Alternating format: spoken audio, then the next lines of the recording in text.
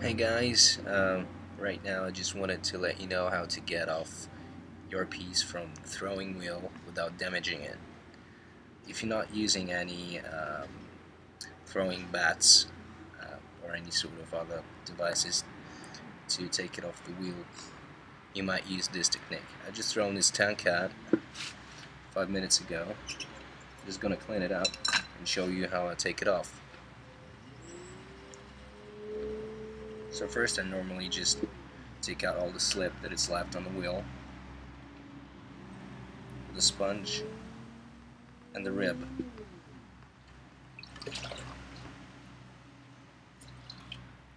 Then I would clean my tongue cut with the rib, take all the sleep off,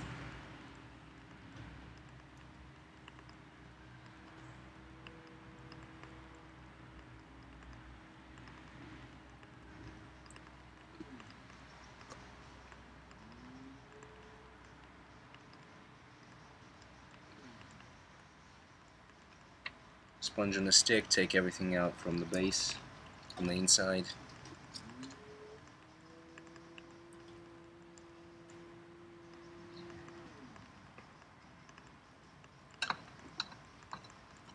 I'm going to use my little sponge, this one here, which is like a half a round sponge,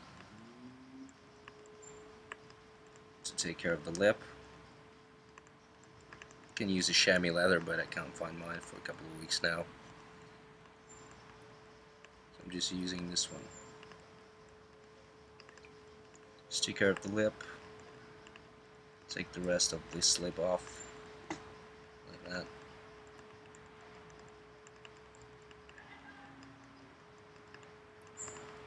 And that's it.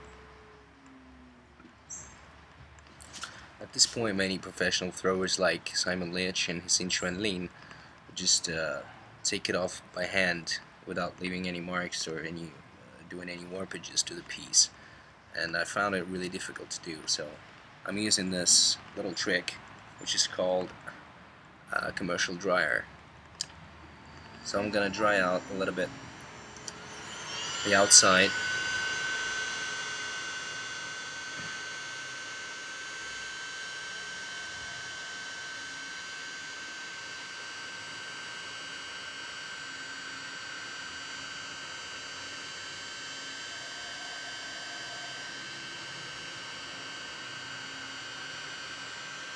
Don't forget to dry out a little bit on the inside, otherwise you're gonna get cracks. So just heating it up really evenly, outside and inside. Try not to warm up the base too much because it's gonna shrink and destroy the base. So just like 20 seconds, maximum power, half the flow, and then go outside and go up and down.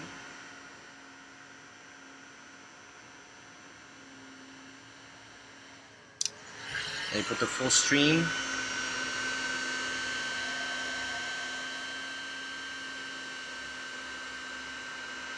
Get up.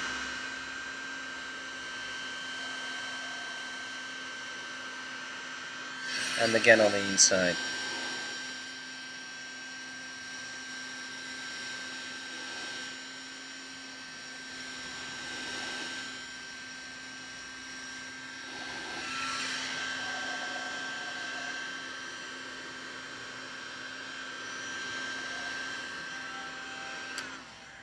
Then you stop it and you see if there is any vapor coming out of the piece.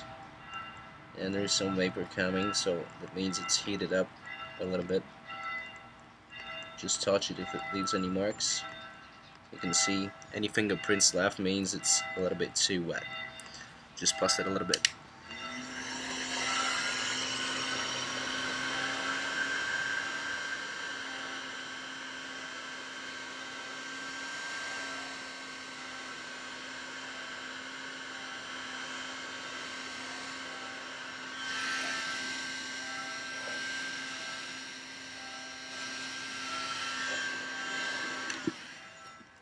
I think that's about it.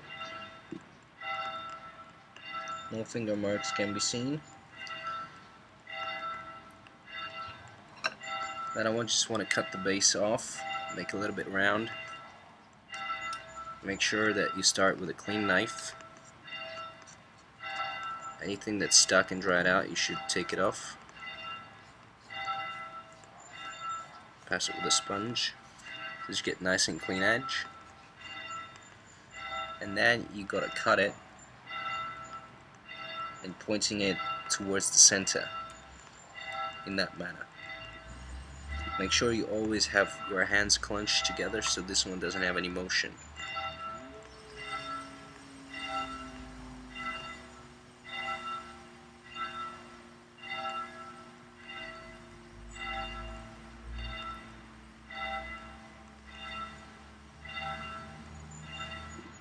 Once you touch the base of the throwing wheel,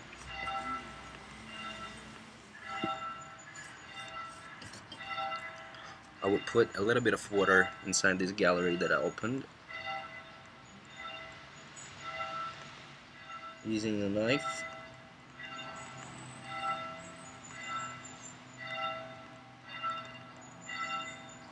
just enough to get it up to the edge. And then I'll take a normal knife, or maybe a metal rib. The mosquitoes here are still alive. It's 24th of October and like there is hundreds of them flying around. And I'll cut it inwards, touching the throwing wheel like this until the water begins to come out. That's it. The water begins to come out, that means I cut it off. And just make a little cut right there and take it off. As easy as that.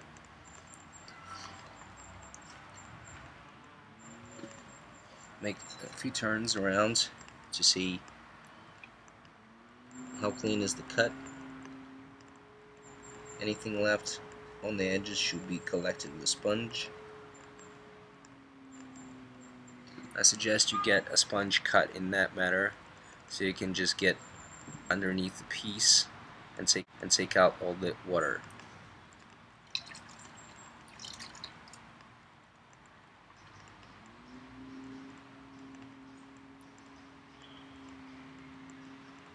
It's very important to control the cleanness of the cut before you take it off the wheel, because at this point you can trim it, the wet trimming I call it.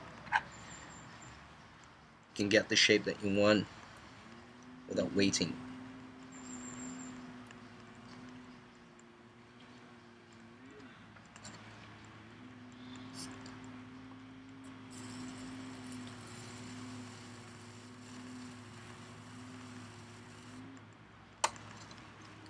Like that.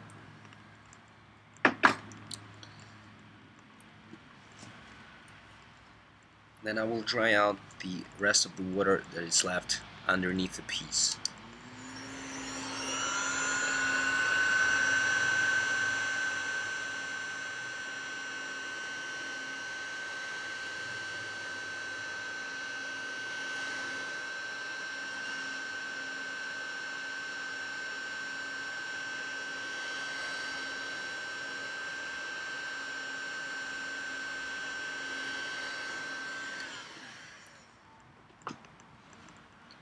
This is when you're ready to pass your wire underneath it and take it off easy.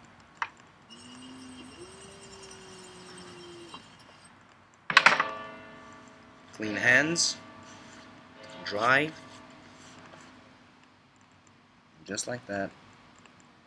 Freshly thrown piece can be handled with quite a little bit of abuse without leaving any finger marks on it or changing the shape.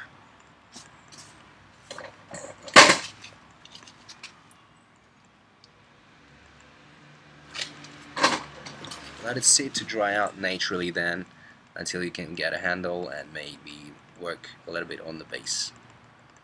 Thanks for watching.